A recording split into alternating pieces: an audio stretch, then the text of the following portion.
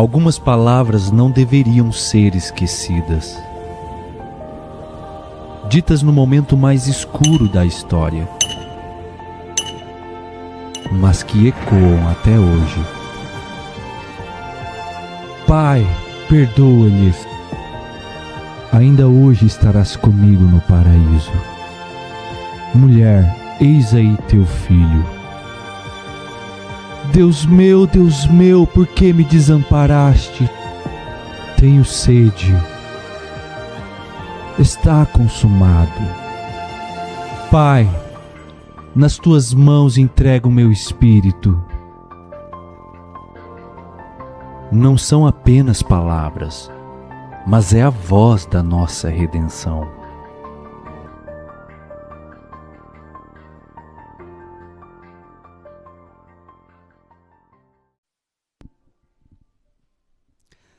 Gólgota, palavras da cruz. Esse vai ser o tema do nosso mês, aliás, do nosso mês e meio. Nós temos aqui 7 palavras que Jesus emitiu na cruz, neste momento de maior sofrimento, dor. Jesus está ali sendo separado de Deus por meio do pecado da humanidade. E Jesus fala ali na cruz algumas palavras, é interessante porque há poucos momentos antes da crucificação, o texto fala que Jesus estava em silêncio, como um cordeiro mudo, ele estava diante dos seus tosqueadores. Então Jesus não discutiu, Jesus não brigou, Jesus não esbravejou com aqueles que estavam o carregando para a cruz. Mas quando ele chega na cruz, no momento da sua paixão, no ápice ali do sofrimento, onde ele estava prestes a entregar a sua vida, Jesus fala, e às vezes a gente nem se dá conta disso, como Jesus falou bastante até, E Jesus falou então 7 palavras ou 7 expressões que são significativas para nós, e nós estamos hoje, no dia da Páscoa, no domingo da ressurreição, e eu gostaria então de iniciar essa conversa com vocês. Talvez você ainda não tenha prestado atenção nessas falas de Jesus. Eu gostaria que você então nos acompanhasse durante toda essa série, onde nós vamos aprofundar isso, a gente vai conversar então e aprender sobre essas falas de Jesus. E eu convido você então a abrir a sua Bíblia no Evangelho de Lucas, capítulo 23, dos versos 33 ao 38, é o contexto aqui onde Jesus vai falar a sua primeira expressão. Lucas, capítulo 23, do 33 ao 38. Diz assim a palavra do Senhor. E quando chegaram ao lugar chamado Calvário, ali o crucificaram, bem como aos malfeitores, um à direita e outro à esquerda. Contudo, Jesus dizia: Pai, perdoa-lhes, porque não sabem o que fazem. Então, repartindo as vestes dele, lançaram sortes. O povo estava ali e a tudo observava. E também as autoridades zombavam e diziam: salvou os outros, a si mesmo se salve, se é, de fato, o Cristo de Deus, o escolhido. Igualmente os soldados o escarneciam e, aproximando-se, trouxeram-lhe vinagre, dizendo: se tu és o rei dos judeus, salva-te a ti mesmo. Também sobre ele estava esta epígrafe, em letras gregas, romanas e hebraicas: este é o rei dos judeus. Oremos. Senhor, mais uma vez nos colocamos em tua presença, agora neste momento que estamos diante da sua palavra, Deus. Nós precisamos ouvir a sua voz, precisamos que o Senhor fale conosco. Nós vivemos dias, ó Deus, tumultuados, dias de desesperança. Nós precisamos, ó Deus, que o nosso coração seja restaurado, renovado pela esperança que vem do Senhor, pela força, pela esperança que vem da cruz. Que nessa noite, ó Deus, o teu Espírito Santo nos conduza, nos leve de novo para essa cena que mudou a história da humanidade, mas não apenas que mudou a história, mas mudou a história da nossa vida também, de todos aqueles que foram chamados pelo Senhor. Nós te agradecemos, Deus, por sermos alcançados pelo Senhor, mas agora nós queremos de novo ouvir a sua voz e talvez, ó Deus, com a ajuda do Teu Espírito Santo, a gente possa absorver dessa palavra, ó Deus, e aprender algo especial nessa noite. Por isso nós rogamos, Deus, que o Teu Espírito Santo nos ilumine o coração, ó Deus, nos dê entendimento para compreendermos a Sua palavra, a verdade do Senhor, a Sua vontade para as nossas vidas. É o que nós pedimos em nome de Jesus. Amém. Queridos, hoje existe uma espécie de ilusão, né, uma ilusão silenciosa aí que meio que permeia o coração, né, das pessoas. Porque existe uma lição, né, que geralmente o mundo, né, o mundo secular, ele ensina para as pessoas, ele estimula as pessoas. E eu vi muito essa frase aqui há alguns meses atrás, né, tinha muita gente postando sobre isso, falando, né, usando essa hashtag aqui, né? Primeiro você começa, depois você melhora. Quantos já ouviram essa expressão? Primeiro você começa e depois você melhora. E geralmente, né, isso tem a ver com ali você começa novos comportamentos e depois você vai aprimorando, melhorando esses comportamentos. Você começa organizando a sua vida, daqui a pouco você aprimora essa organização da sua vida. Da mesma forma, você começa a organizar as suas emoções e daqui a pouco você melhora nessa organização das suas emoções. E via de regra, essa é a tendência. Você começa a busca por algo e você vai melhorando na busca por este algo. E dentro da religiosidade, né, isso também pode ser empregado, né, onde muitas pessoas, às vezes, elas têm esse mesmo entendimento. Elas começam a melhorar, elas começam algum tipo de melhora que elas acham que precisam na sua vida, elas vão melhorando e, às vezes, elas pensam assim, bom, se eu melhorar, aí Deus vai me aceitar. Nessa jornada, né, de pensamento, muitas vezes, né, as pessoas elas começam algo, elas começam a melhorar nesse algo, e de repente elas percebem que elas estão tão bem nesse algo que talvez elas nem precisem mais de Deus. Eu comecei buscando dinheiro, e agora eu melhorei muito nisso, eu tenho muito dinheiro. A pergunta é, para que eu preciso de Deus agora, se eu tenho o que eu queria? Sabe, eu comecei a investir numa relação. Agora essa relação existe e ela melhorou. Por que eu preciso de Deus agora, já que a relação que eu gostaria de ter, eu tenho? Eu gostaria de ter um status, e aí eu começo a caminhar nesse sentido, e agora eu estou bem, eu melhorei nesse sentido. Para que eu preciso de Deus agora? Então existe esse extremo de pessoas que começam algo, melhoram naquele algo, e eles acham que agora eles não precisam mais de Deus. Mas por outro lado, existe o outro extremo, né, de pessoas que às vezes elas começam algo, e principalmente na sua vida espiritual, na sua caminhada cristã, elas começam algo, melhoram esse algo para aí serem aceitos por Deus. Talvez o entendimento é assim, eu sou muito ruim para Deus me aceitar. Olha, na situação que eu estou, dificilmente alguém me aceitaria. Eu preciso melhorar muito para ir entrar no rol daqueles que talvez Deus ajude. Né? Então, pessoas se esforçando o máximo possível para serem, no final das contas, aceitas por Deus. Só que, quando a gente olha para a cruz de Jesus, ela destrói essa lógica. Porque, quando a gente olha para o Calvário, e quando a gente olha para essa cena aqui, a gente não vê pessoas melhorando em nenhum sentido. A gente não tem pessoas aqui melhores. Se vocês pararem para pensar, essas pessoas aqui estão matando o Filho de Deus. Elas estão dizendo, crucifica ele.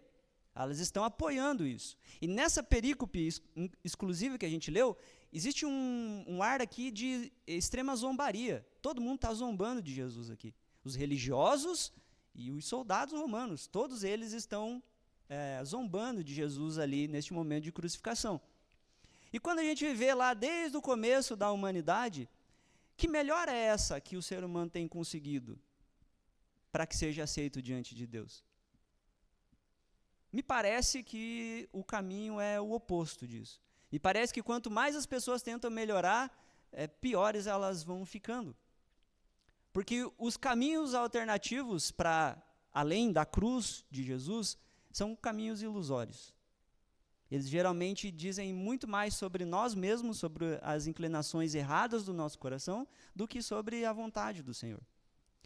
E aí, a gente olha aqui pessoas que não estão melhorando, a gente vê as pessoas aqui apoiando a morte de Jesus, e o mais curioso, e talvez o mais constrangedor, é que neste momento aqui, de zombaria, e onde há o ápice da rebeldia do coração humano, o pior do coração do ser humano, a gente ouve Jesus falar. Jesus diz algo no meio de tudo isso.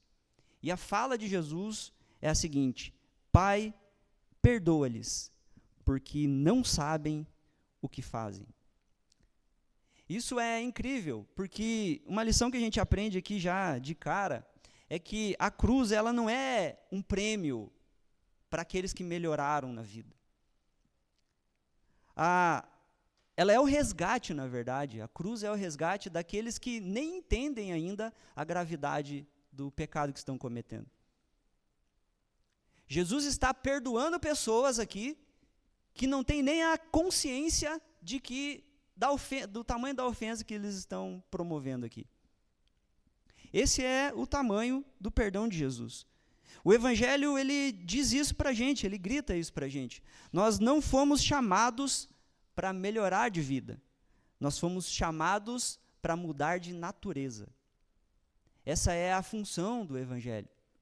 Não é que a gente mude de vida, que a gente tenha uma vida melhor, mas é que a nossa natureza seja transformada. Ninguém é salvo, e guarde isso com você, ninguém é salvo porque mudou de vida. Mas quem é salvo tem a sua vida mudada. Ninguém é salvo porque mudou de vida, ninguém é salvo porque melhorou, ninguém é salvo porque agora ele conseguiu ganhar a atenção do Senhor e conseguiu adquirir a sua própria salvação. Mas todos aqueles que são salvos têm a sua vida mudada, têm a sua vida transformada pelo Evangelho. Então, existe aqui, nessa fala de Jesus, um mecanismo aqui que mostra quem nós somos, mostra quem é Deus e o que Deus fez por nós.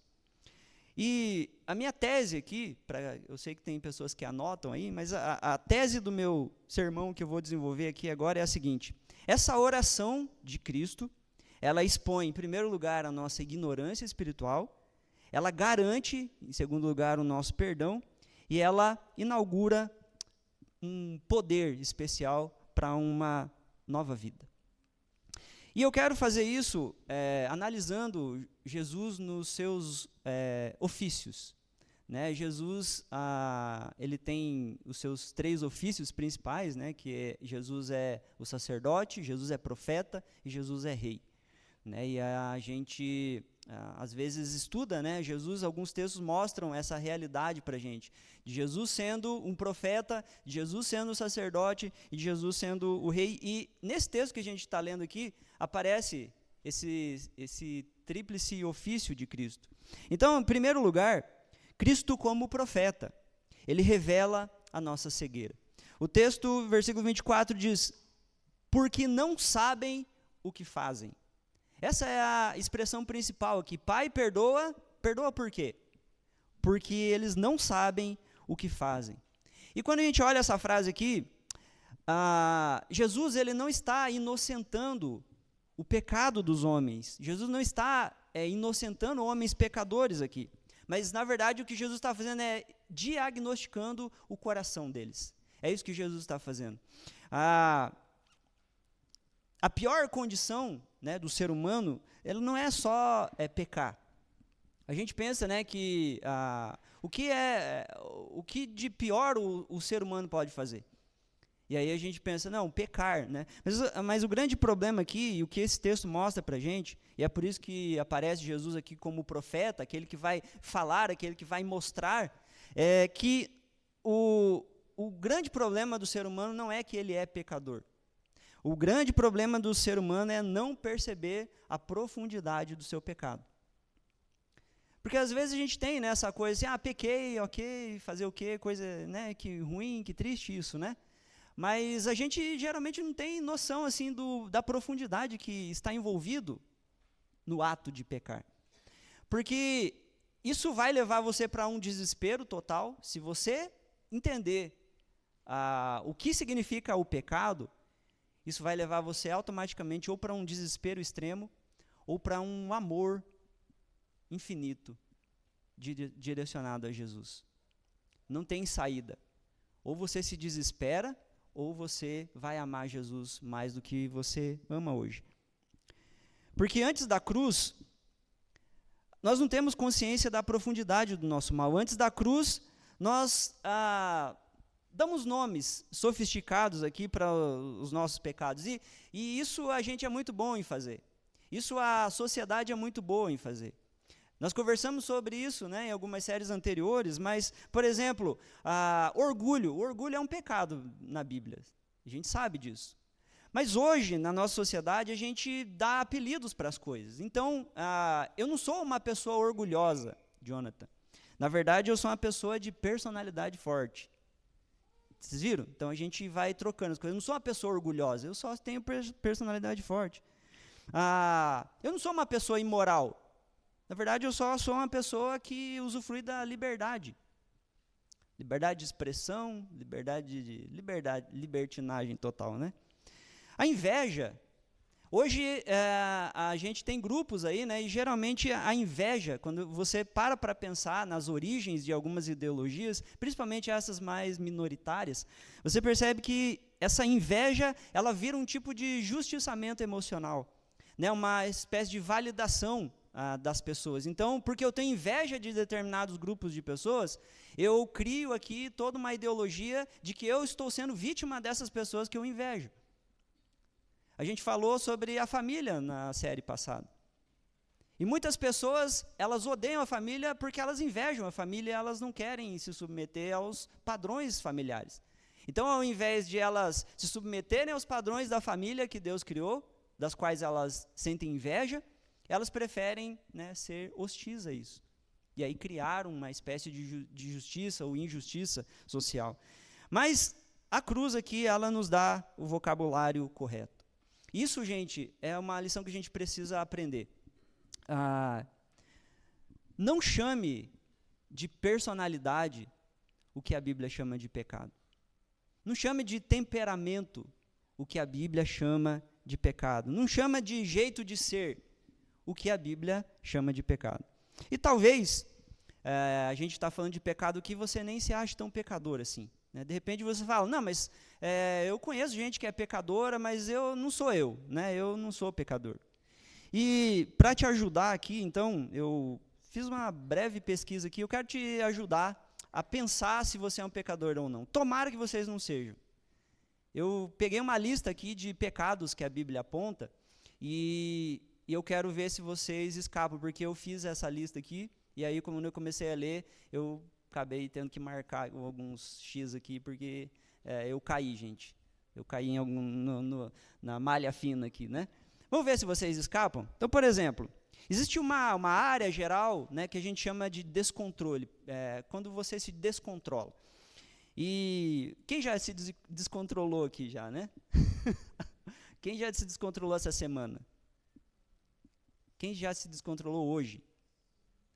Quem já se descontrolou há meia hora atrás? Bom, pelo menos aqui na igreja ninguém se descontrolou ainda. Mas descontrole é essa ideia de descompensação, assim, né? Mas vamos lá. A Bíblia fala assim que, por exemplo, um pecado aqui, ó, ira. Se você é irado, você é um pecador. Ódio. Você tem ódio no seu coração? Cólera. Bebedeiras. Devassidão. Glutonaria. Alguém já todo mundo caiu já ou ainda tem gente que tá bem ainda? Tem gente que fala assim, escapei, né? Tudo isso aqui tem a ver com, geralmente, fuga, né? Fugas. Então, a gente foge para esse lado. Então, a gente foge para a ira, para o ódio, para cóleras, para bebedices, para devassidão, né? Fuga, geralmente, fuga de algum tipo de dor, de desconforto, e a perda ali do domínio próprio, né? Que a Bíblia fala. E geralmente, eu falo isso, né, pessoal, se você não tem domínio próprio, você vai ter demônio próprio. Não tem alternativa, tá? Então, por isso que a gente deve desenvolver, né, esse fruto aí do Espírito, domínio próprio. Mas se você passou no teste, vamos para a segunda área, que é uma área de inércia, né? Preguiça. Você é preguiçoso? Indolente, moroso. Isso aqui tem a ver com os desperdícios dos recursos de Deus. Deus te deu tempo, Deus te deu habilidades, Deus te deu capacidade, Deus te deu saúde, Deus te deu inteligência. Quando você é preguiçoso, quando você é indolente, quando você é moroso, quando você sabe aquela pessoa que faz tudo com má vontade, faz tudo de arrasto, né? Faz, né? Então, isso daqui, é desperdício dos recursos de Deus. Tem outra área aqui que é do orgulho, né? E da impureza, ou seja, vaidade, arrogância, prepotência e todo tipo de imoralidades sexuais, né, estão envolvidos aqui nesse aspecto aqui de desonra e de rebelião, né? Passaram o teste ainda ou ainda não? Por último aqui, né, pecados relacionados à destruição relacional. Ciúmes, facções, murmuração, maledicência, deslealdade. Isso aqui tem a ver com prazer oculto na divisão. Parece que a Bíblia fala sobre esse tipo de pessoas que elas têm prazer quando elas geram confusão. Vocês conhecem pessoas que são assim? Elas parece que se alimentam de contendas. Então, elas criam contendas, elas criam divisões, elas são maledicentes por causa disso. Elas gostam da maledicência, elas gostam da fofoca, elas gostam de murmurar, porque geralmente isso vai gerando, né, divisão. A gente vai tendo percepções erradas sobre as pessoas. Fica perto de alguém que é maledicente para você ver. Você vai também ficar, daqui a pouco, está chato, reclamando de tudo, está murmurão, nada está bom, está tudo ruim. Então, nunca é parte da solução, sempre é para apontar problemas, né? Então, esse tipo de postura é pecado na Bíblia também. Então, eu tenho certeza que todos vocês aqui, igual eu, já se identificaram com algum ponto aqui. Portanto, todos nós somos pecadores. E é por isso que essa mensagem aqui é para nós também. O diagnóstico aqui da cruz, né, ele é devastador para o nosso coração. Por quê? Porque nós não somos apenas imperfeitos, gente. O pecado não quer dizer que você não é perfeito como você gostaria. O pecado indica que nós somos rebeldes. Todo pecado é um ato de rebelião contra Deus, contra a vontade de Deus, contra aquilo que Deus estabeleceu. Então, toda vez que a gente se desvia, que a gente peca, não é só o fato de a gente ser pecador, não é só o fato que a gente não é tão perfeito assim. O problema é que a gente é rebelde. O problema aqui do pecado não é que nós estamos apenas confusos sobre as coisas, mas que a gente está cego, às vezes, para as coisas de Deus. O problema é que nós não somos vítimas, como a gente gosta de achar. Não, eu fiz isso porque o outro, né? Não, mas tem um filósofo que fala, né, que o demônio é sempre o outro, né? O demônio são os outros, né? E geralmente é assim que a gente entende, né? E aí a gente justifica todas as nossas ações. Porque também o outro, porque me falaram assim, porque fizeram isso, porque fizeram aquilo. Então a gente busca justificar os nossos pecados, se colocando numa espécie de vítima. Então eu sou uma vítima e reagi, né? Só isso que eu fiz, né? Na verdade, a gente é pecador, a gente é participante ativo, né, dos pecados que Jesus levou na cruz do Calvário. E é por isso que Jesus ora. É por isso que Jesus faz essa oração, porque não sabem o que fazem. Porque a gente não tem a consciência correta sobre as nossas ações pecaminosas. O ser humano não sabe a gravidade do pecado que ele está fazendo. Ele pode saber que há alguma coisa errada, e isso pode fazer ele pensar que ele não é perfeito. Mas não é só isso, gente. É a rebelião que está por detrás disso. E aí Jesus, como profeta, ele vai falar isso. Ele vai dizer: Pai, perdoa eles, porque eles nem sabem o que eles estão fazendo. E essa oração faz a gente refletir na seguinte questão: para quem não sabe o que faz, precisa de misericórdia antes mesmo de pedir.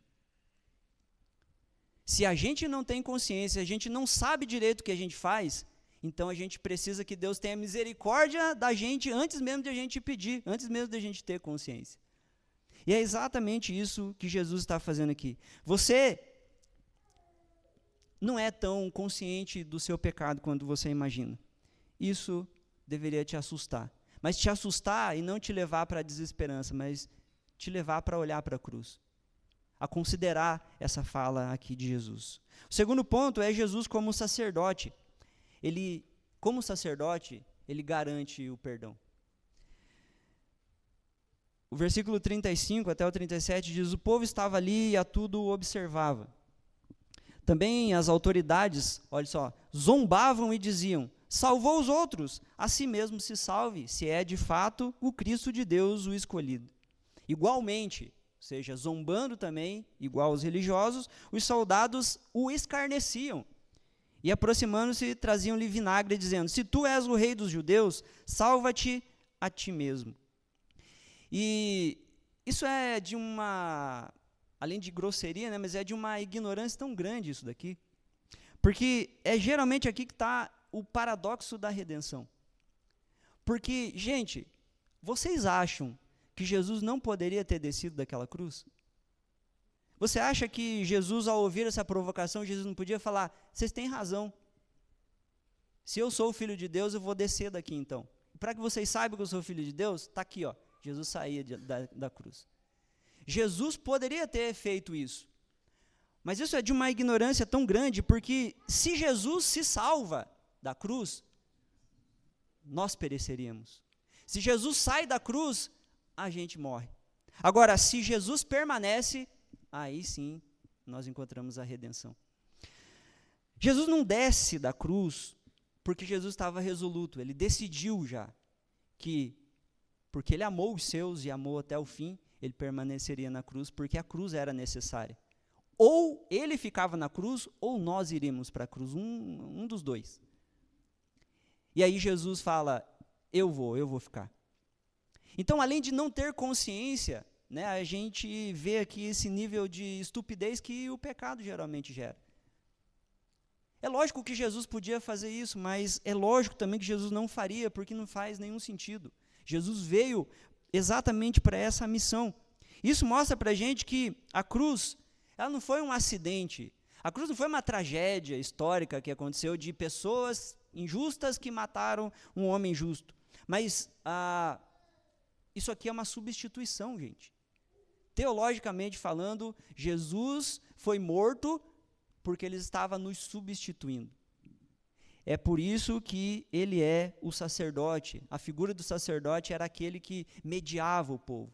Era aquele que clamava ao Senhor em favor do povo. Era aquele que representava o povo. Jesus é esse sacerdote que está oferecendo uma oferta a Deus em favor de pecadores. Agora, mais do que isso, Jesus é o sacerdote, mas ele também é a oferta que ele está oferecendo a Deus. Então, Jesus ele está oferecendo uma oferta que é ele mesmo para Deus. Porque é a única forma de Deus perdoar pecadores. É por meio do mérito de Jesus, que é o Filho obediente, que é aquele que ama verdadeiramente o Pai. Então, a cruz não é uma tragédia histórica, é uma substituição. Romanos capítulo 8, no versículo 1, né, foi mencionado aqui: já não há condenação para aqueles que estão em Cristo Jesus. Por quê? Por que não há condenação mais para quem está em Cristo Jesus? Porque toda a condenação que nos pertencia foi colocada sobre ele. E aqui a gente percebe uma diferença grande aqui entre a religião e o evangelho. A religiosidade e o evangelho. Porque a religião diz para a gente: resolva o seu problema com Deus. Geralmente a religiosidade vai fazer isso. A religiosidade vai colocar Deus como um problema que a gente precisa resolver. Faça as coisas, agrade a Deus para aplacar a ira de Deus sobre você. Faça coisas para Deus ficar feliz com você e aí Ele vai te abençoar. Isso é coisa da religião. Ontem aqui, né, a gente estava falando para os pais dos adolescentes aqui no retiro, né, deles, e sobre essa ideia de que Deus ele não é um problema para nós, queridos. O Evangelho mostra isso. Nós não precisamos fazer coisas para aplacar a ira de Deus. Ou a gente não precisa fazer coisas para que a gente se torne merecedor da bênção de Deus. Isso é a religião que faz. A religião diz, Deus é um problema para você que você precisa resolver. Mas a cruz, ela diz para a gente, Deus resolveu o seu problema. Deus que resolveu o problema com você e por você. Então a religião, ela inverte as coisas. Deus é um problema para nós, mas na cruz, nós somos um problema para Deus que Ele mesmo resolveu. A religião, ela vai trabalhar então em torno dessa ideia de barganha e de penitência. Você errou, então se puna, faça jejum e mais, faça mais coisas para ver se Deus fica de bem de novo com você. Ou a ideia da barganha. Deus, se eu der tanto, quanto que o Senhor vai me dar de novo? Então, se eu der 10%, o Senhor me devolve 30%? É um bom negócio, né? Então a gente negocia com Deus, a gente usa a religião, faz a gente pensar que Deus é um negociador ali. E a gente vai fazendo a nossa oferta, as nossas contrapropostas, e aí a gente vai tentando lograr Deus de alguma forma. Mas a cruz, o Evangelho, ele trabalha com graça. E a graça é exatamente essa, é esse favor imerecido. Não tem como a gente sentar e negociar com Deus. A gente está de mãos vazias. A única forma de a gente receber a bênção de Deus é se Ele quiser nos abençoar, e pronto. E foi isso que Ele fez por nós. Entenda o valor da cruz. Jesus está aqui pagando uma conta que é nossa. E nós estamos recebendo a bênção de Deus, porque Deus quis nos abençoar. Antes mesmo que a gente tivesse qualquer tipo de condição disso. Então, eu queria deixar aqui essa frase para que você pensasse. Jesus, ele não morreu para você pecar em paz agora. Mas ele morreu para que em paz você pare de pecar.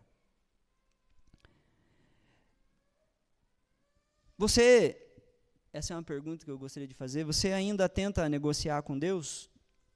De vez em quando você se pega nessa situação, tentando negociar com Deus, tentando ganhar o amor de Deus, tentando fazer coisas para que Deus te recompense?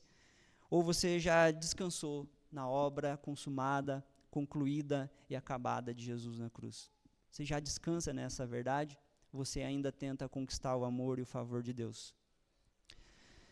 Terceiro lugar, Cristo como Rei. E Cristo como Rei, Ele nos liberta do pecado e do poder do pecado. Acima da cruz havia uma placa, né? O versículo 38 diz lá para a gente, também sobre ele estava esta epígrafe, em letras gregas, romanas e hebraicas, este é o Rei dos Judeus. E claro que essa escrita aqui, o pessoal escreveu para zombar também, era uma espécie de zombaria pública. A ideia era colocar na língua que todo mundo passasse ali e conseguisse ler, né?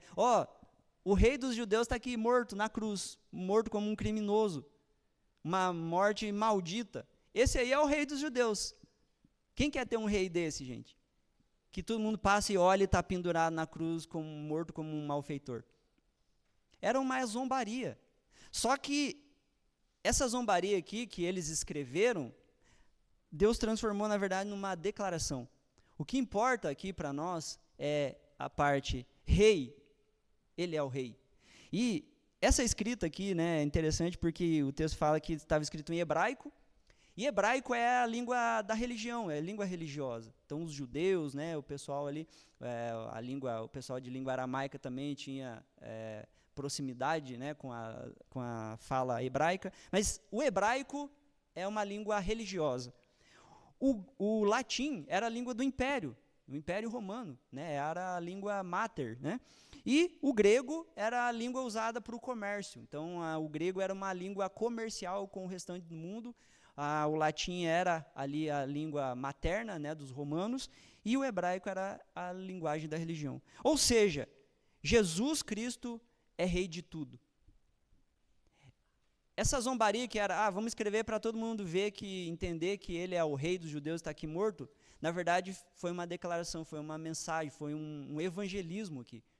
Porque na língua de todo mundo, na língua comercial, na língua materna, na língua religiosa, todos ficaram sabendo que ele é o rei. Jesus é o rei. E ele é o rei que não está mais agora envergonhado, pendurado numa cruz, mas ele é o rei porque ele ressuscitou dos mortos. Ao terceiro dia, Jesus ressuscitou. e ele agora é o rei de todo o universo. Só que essa cruz aqui não demonstra para a gente apenas a ideia de que nós fomos perdoados por Deus, mas a cruz é um sinal também da vitória total de Cristo, porque ele já é o rei de todo o universo. Ele ressuscitou, ele governa todas as coisas. E se ele governa todas as coisas, ele governa a história vai acabar bem, a história vai acabar feliz. Nós, que somos discípulos de Jesus, se nós amarmos ao Senhor, se nós nos rendermos a essa graça aqui, nós com ele somos mais do que vencedores. Existe um reino nos aguardando, que nós não precisamos conquistar, porque já foi conquistado por ele. Agora, essa cruz aqui, ela não apenas nos absolve da nossa culpa, mas ela também nos liberta para uma vida de amor e gratidão ao Senhor. Crer na cruz é receber poder para não ser mais escravo do pecado. Jesus é rei e ele concede poder para a gente. Ele divide do seu poder conosco, porque agora não há condenação para aqueles que estão em Cristo, mas agora o pecado também não tem poder sobre nós. Nós recebemos graça, força de Deus, para que a gente resista o pecado. Nós não somos mais obrigados a ceder ao pecado. É por isso que agora, quando a gente vê a tentação diante de nós, nós podemos dizer não, porque nós temos o poder que nos foi dado pelo Rei dos Reis e Senhor dos Senhores.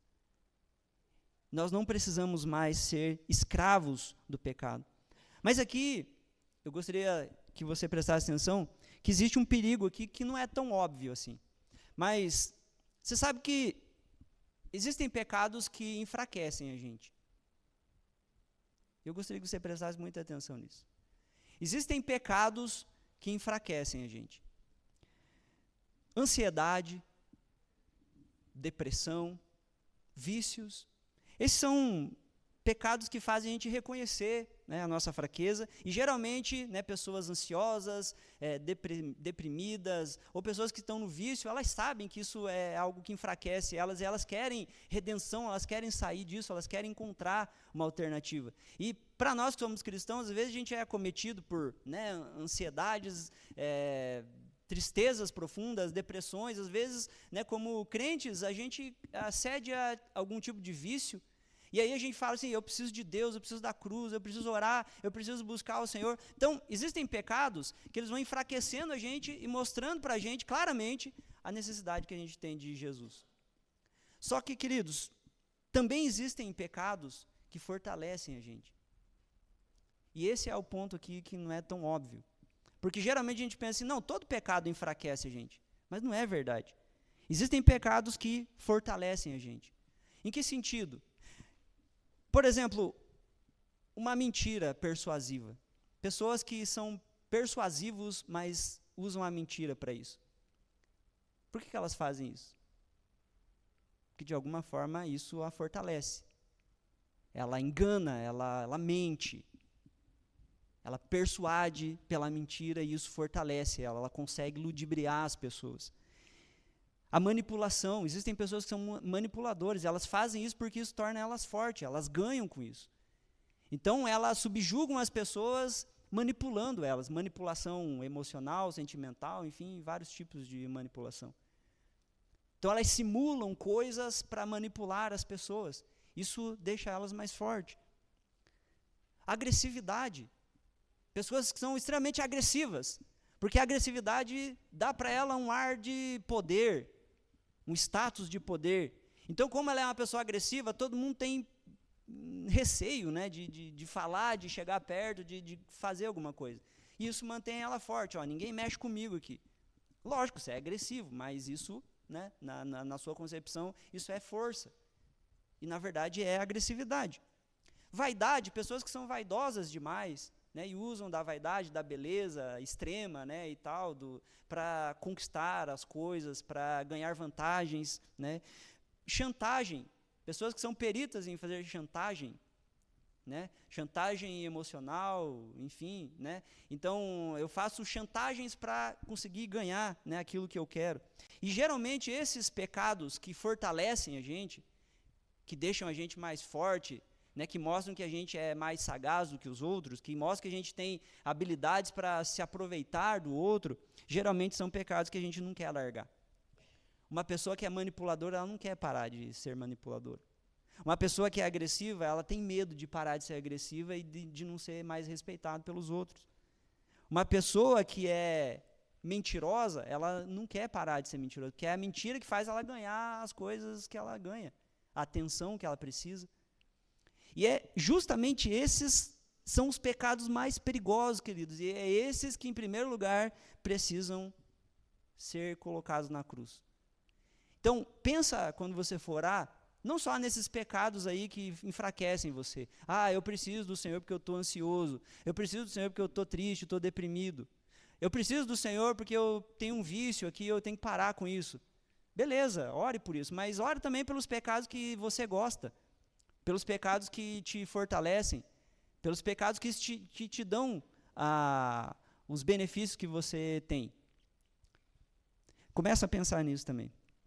Queridos, e o texto aqui, né, que a gente leu, Jesus fala, eu estou encerrando aqui, sobre a prática do perdão. E esse é um tema bem difícil de falar, né? Pai, perdoa-lhes porque eles não sabem o que fazem. E a gente tem que viver uma vida como alguém que foi perdoado. Esse é o chamado do Evangelho. Pai, perdoa-lhes. Essa oração de Jesus não é apenas para ser admirada, mas essa é a oração de Jesus que a gente deve imitar. A gente deve admirar, mas a gente deve imitar também. Agora, a grande pergunta que fica sempre no nosso coração quando a gente vai tratar dessa questão de perdão é como que a gente pode perdoar alguma ofensa ou alguém que feriu a gente profundamente. Porque, assim, perdão tem limite, a gente geralmente age assim. Eu até perdoo algum tipo de pecado, algum tipo de ofensa, mas dependendo do que foi, não dá para perdoar, né? E a gente tem muita dificuldade porque como que a gente pode perdoar alguém que fere a gente profundamente? E Jesus, ele dá a chave aqui para a gente. Eu gostaria que você pensasse nisso, porque é um exercício difícil de fazer, mas é um exercício que eu tenho feito há algum tempo. Porque justamente olhando para essas palavras de Jesus, eu aprendi uma lição aqui. Jesus fala assim, eles não sabem o que fazem. E aí Jesus perdoa. O que eu quero dizer é que a gente dizer, eu preciso perdoar essa pessoa porque ela não sabe o que faz, não quer dizer que isso vai minimizar a dor que eu estou sentindo, isso não significa que vai minimizar a ofensa que me foi causada, mas isso aqui me faz reconhecer a limitação espiritual do outro. Porque alguém que fere você, significa que ele não tem a luz suficiente para entender o que ele está fazendo. Igual essas pessoas que tinham crucificado Jesus e agora estavam zombando dele, mandando ele descer da cruz se ele era poderoso. Da mesma forma, pessoas que ofendem, pessoas que ferem, é porque elas não têm a luz de Jesus, é porque elas não têm a graça na sua vida. Pessoas ferem a gente porque elas não sabem o que elas estão fazendo. Elas nem têm consciência, às vezes, do mal que elas estão fazendo. E aqui está o poder do Evangelho para nós. Você não precisa que o outro mude para você perdoar. Você só precisa lembrar que você foi perdoado um dia. Esse é o segredo para a gente perdoar todo mundo. Mas ele fez isso, não pediu perdão, mas eu perdoo, mas foi grave o que ele fez. Se você ficar usando essa lógica, esse raciocínio, você não vai perdoar ninguém. Mas talvez você lembre de Jesus aqui na cruz, falando para pecadores, inclusive nós estamos incluídos nisso. O nosso pecado também matou Jesus. E lá na cruz, sem a gente ter pedido perdão, sem a gente ter noção do que a gente fez, lá na cruz ele nos perdoou. Se eu e você fomos perdoados, quem somos nós para não perdoar? E, gente, existe uma máxima aqui, que eu aprendi também, que é a seguinte: o mal que o outro faz para você, ou seja, o mal do outro, não pode destruir você. Porque ninguém pode matar alguém que já está morto na cruz. Se na cruz nós morremos com Cristo, Então ninguém mais consegue destruir você. Você já morreu. E a vida que você tem agora é uma nova vida em Cristo. O poder da cruz aqui é esse. O mal do outro não destrói você, porque você já morreu com Cristo. E aí, esse é o paradoxo para a gente encerrar aqui. Nós todos queremos ser perdoados, não é verdade? Todos nós queremos a redenção, todos nós queremos que as nossas ofensas, os nossos pecados, óbvios ou não óbvios, pecados que nos enfraquecem ou que nos fortalecem, mas nós queremos que esse pecado seja perdoado. E Jesus nos perdoa na cruz. Mas a segunda pergunta é, você quer ainda manter o controle da sua vida? Jesus te perdoou do seu pecado, mas você quer continuar decidindo se você vai perdoar alguém ou não? É você que vai continuar dizendo quem merece, quem não merece o seu perdão? Quem merece ou quem não merece a graça? Sonegar perdão é pecado, queridos. É por isso que essa fala de Jesus é importante para nós. Pai, perdoa-lhes porque eles não sabem o que fazem. A gente é tão sem noção que quando a gente deixa de perdoar alguém, nós estamos sonegando perdão. E sonegar perdão ao próximo é um pecado gravíssimo, porque na cruz do Calvário, Jesus perdoou o nosso, que era bem maior. A cruz, ela não negocia com os nossos pecados favoritos. Mateus capítulo 6, versículo 12, a gente tem aquela lição famosa do Pai Nosso, né? Quando Jesus ensina os seus discípulos a orar, ele diz o seguinte: perdoa as nossas dívidas, amém, aleluia, perdoa as nossas dívidas. Opa, mas continua o versículo, né? Puxa, eu não acredito, tem uma vírgula ali, agora, o que está escrito? Assim como nós perdoamos os nossos devedores. Ah, não. Perdoa as nossas dívidas, aleluia. Assim como eu perdoo os devedores. Aí não, né, Jesus? Como assim, Jesus? Né? Então, gente, não tem saída, isso aqui é uma sentença, perdoa as nossas dívidas como nós perdoamos os nossos pecadores e acabou, gente, é isso, esse é o versículo. Nós devemos perdoar porque nós não temos direito de sonegar perdão. E a conclusão aqui é que no Calvário, nessa perícope que a gente leu aqui, 2 grupos de pessoas estavam presentes. Os zombadores, todo mundo estava zombando de Jesus aqui. Mas também estava ali aquele que perdoava. E, espiritualmente falando, só existe essas 2 opções, na verdade. Ou você é alguém que recebeu a graça, o perdão de Jesus, você tem consciência disso, e agora você também é um perdoador, ou você é alguém que não sabe o que faz, é alguém que ainda está zombando de Jesus. Aquela oração não foi apenas para eles, queridos. Quando Jesus olha e fala essa palavra, Pai, perdoa-lhes porque eles não sabem o que fazem, não foi para aquele pessoal que estava lá só. Foi para você também essa oração. Jesus está olhando para você agora dizendo, os seus pecados foram perdoados, que vocês não sabiam o que vocês estavam fazendo. Pai, perdoa eles, porque eles são sem noção. Essa é a tradução livre aqui, né?